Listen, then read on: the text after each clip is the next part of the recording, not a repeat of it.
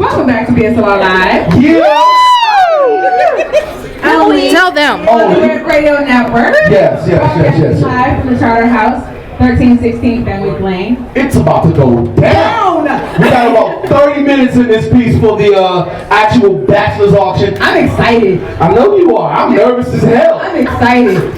Remember, it's for charity. Oh, yes, absolutely. It is for charity. It's to support Miriam's Kitchen. So everything that we're doing is not in vain. This is supporting a great cause and a great charity. From time to time, we get viewer requested topics. And this topic, what is a boo thing? If you heard this song right now, I know that sounds real ghetto to some of you. Some of you may not be into your urban vocabulary, so you don't know what a boo thing is. But there's a lovely website called urbandictionary.com. Right. That if anything that you want to think about or anything that you think that's kind of urban or if it's a little if it's ghetto and you have a doubt to what it actually means, you can go to urbandictionary.com. Alright, so ladies and gentlemen, a boo thing. Let's go to the Urban Dictionary definition of what a boo thing. A boo thing is a female that is not your girlfriend, but you share some type of relationship with her. You respect her and you got love for her. That's definition number one. Fellas, can we say that's a boo thing if you guys know the boo thing? Any of y'all have it? And you are the boo thing? Oh, see, there you go. Alright, so we're going to go to definition number two. Definition number two, a man or a woman you like spending time with, and he or she always has your back and always has your back for everything that you do. A person that makes you smile, a person you have feelings, a person you have warm feelings for, and a personal attachment that you have deep affection for. Okay, so a sentence, and this is actually urbandictionary.com, a sentence you can use boo thing in. Hey, I'm with my boo thing, I'll call you later. So, I mean, that's just plain and simple. So, the question is, D-Rock, do you want to be a boo thing? It depends on the situation. I think it depends on the person, it depends on where you are in your life. Because a boo thing, judging by this, could be somebody that you are like just really, really good friends with. That you just hold down and everything else like that. There's really no commitment there. Ladies, let me ask you a question. If you're not attracted is that a good thing to be a boo thing? Is that a good thing? If you're not attracted to the person, it's fine. If you are, then it could be dangerous. But when we're talking about those boo things, though, in all honesty, I think the thing is that you have to decide on if that's something that you want to be. Okay, so let me ask you a question, ladies. Based on the definition of what we just talked about, what a boo thing is, I'm gonna ask each one of you. Let's start at the end of the table and work your way around. So, but my whole thing is this: a boo thing. We talked about what the definition of what it is. Is that something that you would possibly want to see yourself as being when it comes to any man that you're dealing with? Not at this time. Not at this stage of my life. No. Why? I mean, just I know that's a personal thing. It is. But no, I'm just saying, like, you talk about a stage in your life. Yeah. There are different stages that women go through. So there was a point in time. Oh yeah. What was appealing about that to you, though? At the time that you were interested in being one, why was that appealing to you? There was a clear understanding that it wasn't going anywhere else. Like, no expectations. I'm not expecting to get a ring tomorrow or next year. And if it ended, but we'd still be cool. Okay, I can dig that. What's your name? Where you from? Atisha. Okay. Same question applies to you. Is there a point in time, or has there ever been a point in time where you wanted to be another man's boo thing? Air quotes. A long time ago. Okay. And what were some of the appealing things about that, though? That he went home at the end of the night. So, Monty, let me ask you a question. I want you to really clarify this. That there's a major difference between a booty call and a boo thing, right? Yeah. Okay. I mean, A boo thing is not a jump off. Say it again,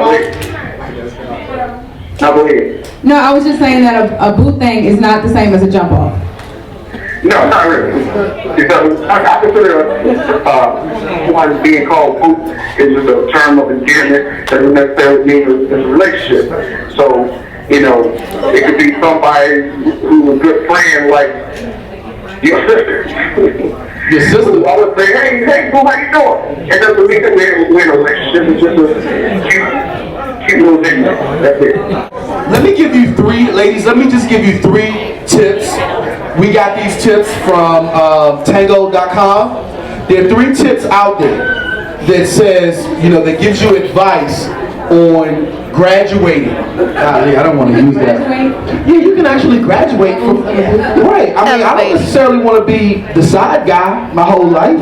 I mean, I've been the side guy. I think the side guy has benefits and it has value and it has, fellas, I mean, Rex, I mean, I'm just saying, being the side guy has its appreciative values.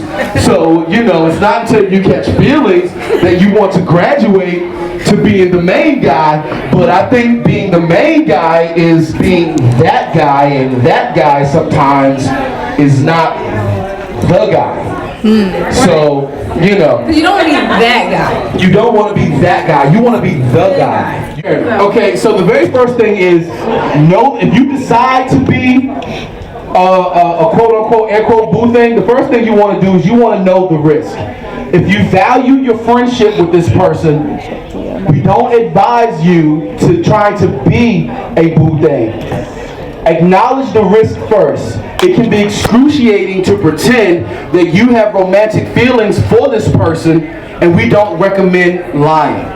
So it's just plain and simple. You don't want to be the person who pretends that it's more than what it is. You want to be straight out, straight up, and straightforward.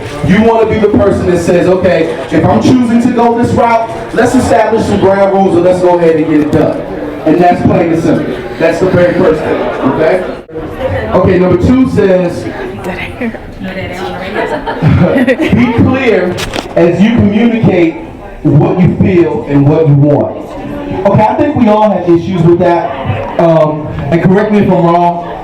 I think men and women, if men and women did not have this problem of communication, we wouldn't be single, right? I mean, that's just being honest. Or we would be happily single. We would be happily. Is there such thing as being happily single? Yes. Yes. Is there such thing as being happily single? Yes. Yes, there I mean, is. I'm just asking the question, ladies and gentlemen. Is there such thing as being happily single? Absolutely. A resounding yes. A resounding yes. Okay. Okay, so anyway, number 3. Really listen to what the person you are trying to be involved with, really listen to what they say. Okay, and when I say really listen to what they say, you don't have to change who you are as a person and kind of like transform yourself into the perfect person for this guy or woman that you're dating. But the one thing that you do want to do is you don't want to turn yourself off to them. Like you don't want to, you may have a specific personality, but you don't want to turn yourself off. You don't want to put all your bad shit in the front. You know what I mean? You don't want to turn them off in the very beginning. What you want to do is, I think, and ladies, you are good at this. Men, we have the issue with it. Women are really good at seduction. Women are really good at romancing a man. Women are even better at it than anyone. They're really good at convincing a man to make him feel that he is the most wanted man in the world. Am I lying?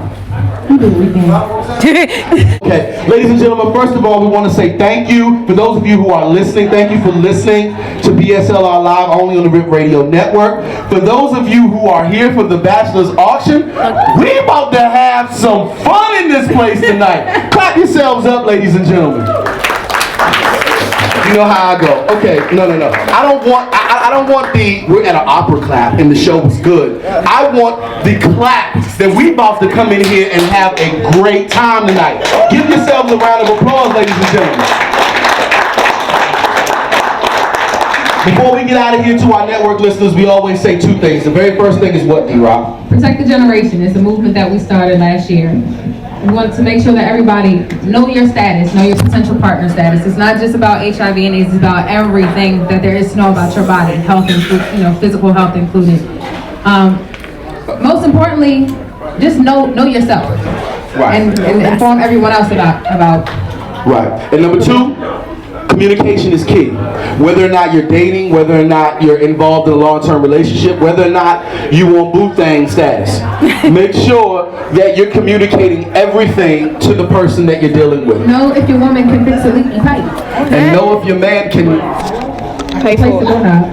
Or pay for it. Bust that plumbing wide open. Alright, so anyway, ladies and gentlemen, let's go ahead and get up out of here. As we always do, we get out of here with Jay-Z. Encore. Everybody